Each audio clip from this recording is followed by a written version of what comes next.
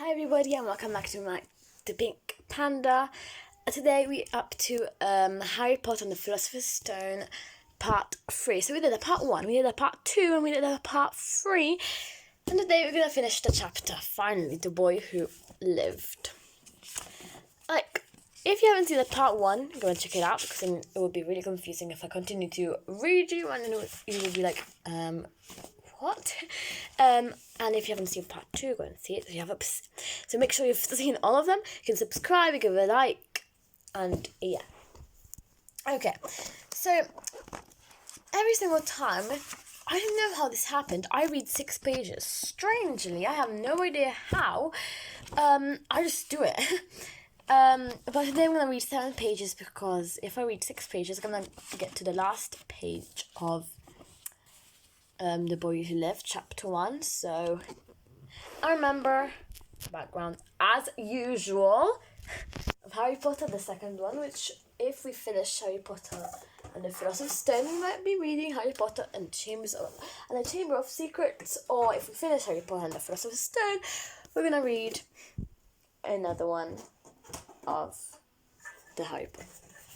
We're going to do another video about another thing, about a new topic. Yeah. Okay, so let's get started reading. Okay, so let's get started.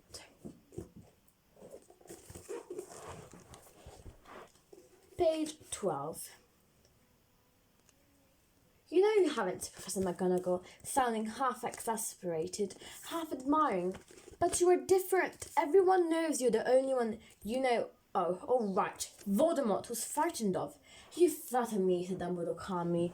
Voldemort had powers I will never have. Only because you're too, noble to use them. It's lucky it's dark. I haven't blushed so much since Madame Pomfrey told me she liked my new earmuffs. Professor McGonagall shot a sharp look at Dumbledore and said, "The owls are nothing to the rumours that are flying around. You know what everyone's saying about why he's disappeared, about what finally stopped him." It seemed that Professor McGonagall had reached the point she was most anxious to discuss. The real reason she had been waiting on a cold, hard wall all day, for neither as a cat nor as a woman, had she fixed Dumbledore with such a piercing stare she did now. It was plain that whatever everyone was saying, she was not going to believe it until Dumbledore told her it was true. Dumbledore, however, was choosing another sherbet lemon and did not answer. What they are saying, she pressed on, is that last night Voldemort turned up in Godric's Hollow. He went to find the Potters. The rumour is that Lily and James Potter that they are dead. Dumbledore bowed his head. Professor McGonagall gasped. Lily and James, I can't believe it. I didn't want to believe it. Oh, Albus. Dumbledore reached out and patted her on the shoulder. I know, he said heavily. Professor McGonagall's voice trembled as she went on. That's not all. They are saying he's tried to kill the Potter's son, Harry. But he couldn't. He couldn't kill that little boy. No one knows why or how. But they are saying that when he couldn't kill Harry Potter, Voldemort's power somehow broke. And that's why he's gone. Dumbledore nodded glumly. It's true, faltered Professor McGonagall. After all he's done, all the people he's killed, he couldn't kill a little boy. It's just outstanding. Of all the things to stop him, but how in the name of heaven did Harry survive? We can only guess, Dumbledore. We may never know. Professor McGonagall pulled out a large lace handkerchief and dabbed at her eyes beneath her spectacles. Dumbledore gave a great sniff as she took a golden watch from his pocket and examined it. It was a very odd watch. It had 12 hands, but no numbers. Instead, they were all planets were moving around the edge. It must have been made sense to Dumbledore, though, because he put it back in his pocket and said, "Hagrid's late. I suppose it was he who told you I'd be here. By the way, yes, Professor McGonagall, and I don't suppose you are going to tell me why you're here, of all places." "I've come to bring Harry to his aunt and uncle. They're the only family he has left now." You can't mean the people who live here," cried Professor McGonagall, jumping to her feet and pointing at number 4. "Dumbledore, you can't. I've been watching them all day. You couldn't find 2 people who are less like us. And they've got the son. I saw him kicking his mother all the way up the street, screaming for sweets. Harry Potter, come and live here." "It's the best place for him," said Dumbledore firmly. "His aunt and uncle will be able to explain everything to him when he's older. I've written them a letter." "A letter," repeated Professor McGonagall faintly, sitting back down on the wall. "Really, Dumbledore, you think you can explain all this in a letter? These people will never understand him. He'll be famous, a legend. I wouldn't be surprised if today was known as Harry Potter Day in future. There will be books written about him, Harry. Every child in our world will know his name."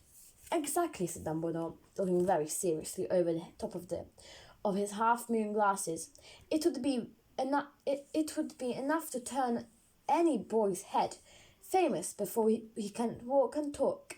Famous for something he won't even remember. Can't you see how much better off he'll be? Growing up away from all that until he's ready to take it." Professor McGonagall opened her mouth, changed her mind, swallowed, and then said, Yes, you're right, of course. But how is the boy getting here, Dumbledore?" She eyed his cloak suddenly, as though she thought he might be hiding Harry underneath it. "Hagrid's bringing him. You think it wise to trust Hagrid with something as important as this?" "I will trust Hagrid with my life," said Dumbledore. "I'm not saying his heart isn't in the right place," said Professor McGonagall grudgingly, "but you can't pretend he's not careless. He does tend to... What was that?" A low rumbling sound had broken in the silence around them. It grew steadily louder as they looked up and down the street for some sign of a headlight. It swelled to a roar as both looked up at the sky, and a huge motorbike fell out of the air and landed on the road in front of them. If the motorbike was huge, it was nothing to the man sitting astride it. He was almost twice as tall as a normal man and at least 5 times as wide. He looked simply too big to be allowed and so wild. Long tangles of bushy black hair and beard hid most of his face. He had hands the size of dustbin lids, and his feet in their leather boots were like baby dolls. In his vast muscular arms he was holding a bundle of blankets. "Hagrid," said Dumbledore, sounding relieved. "At last! And where did you get that motorbike?" "Borrowed it, Professor Dumbledore, sir," said the knight, climbing carefully off the motorbike as he spoke. "Young Sirius Black lent it me. I've got him, sir." "No problems, were there?" "No, sir. House was almost destroyed, but I got him out all right before the muggles started swarming around. He fell asleep as we were flying over Bristol." Dumbledore and Professor McGonagall bent forward over the bundle of blankets. Inside, just visible, was a baby boy, fast asleep under a tuft of jet black hair.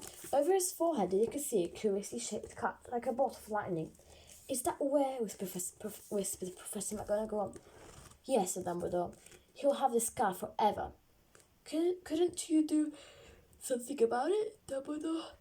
"Even if I could, I wouldn't. Scars can come in useful. I have one myself above my left knee, which is a perfect map of the London Underground. Well, give me here, Hagrid.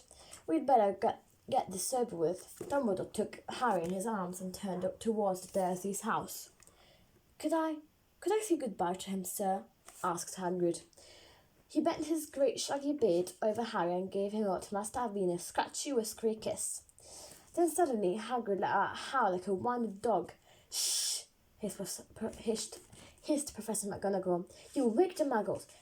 Sorry," sobbed Hagrid, taking out a large spotted handkerchief and burying his face in it. "But I can't understand it. Lily and James dead and the poor little Harry off to live with the muggles. Yes, it's all very sad. But get a grip on yourself, Hagrid, or we'll be found, Professor McGonagall whispered, patting Hagrid gingerly on the arm. As Dumbledore stepped over the low garden wall and walked to the front door, he laid Harry gently on the doorstep, took a letter out of his cloak and tucked it inside Harry's blanket, and then came back to the other two. For a full minutes, the three of them stood and looked at the little bundle. Hagrid's shoulders shook. Professor McGonagall blinked furiously, and the twinkling light that usually shone from Dumbledore's eyes seemed to have gone out. Well, said Dumbledore finally, that's that. We've no business staying here. We may as well go and join us with the celebrations. Yes, said Harry in a very muffled voice. Said Hagrid in a very muffled voice. I'd best get this bike away. Good night, Professor McGonagall. Professor Dumbledore, sir. Wiping his streaming eyes in his jacket sleeve, Hagrid swung himself onto the motor muck and kicked the engine into life. With a roar, it froze into the air and off into the night. I shall see you soon, I expect, Professor McGonagall, said Dumbledore, nodding to her. Professor McGonagall blew her nose in reply. Dumbledore turned and walked back down the street. On the corner, he stopped and took out the silver put-outer.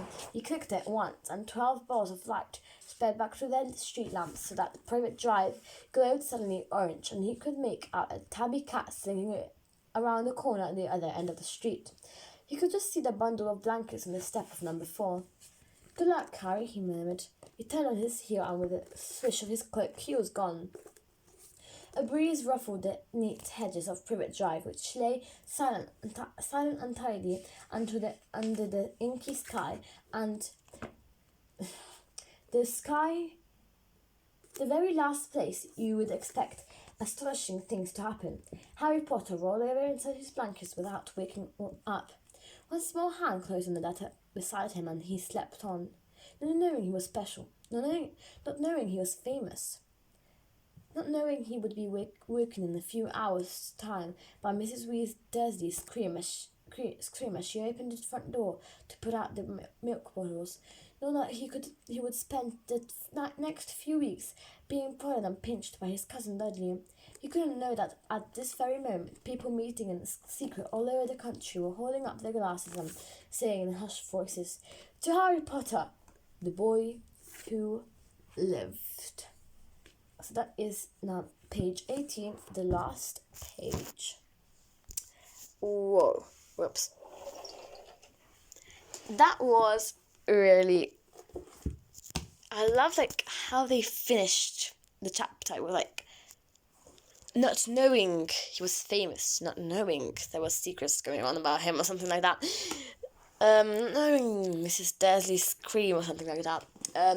Hope you enjoyed. Subscribe, like the video, and you can watch all my other videos.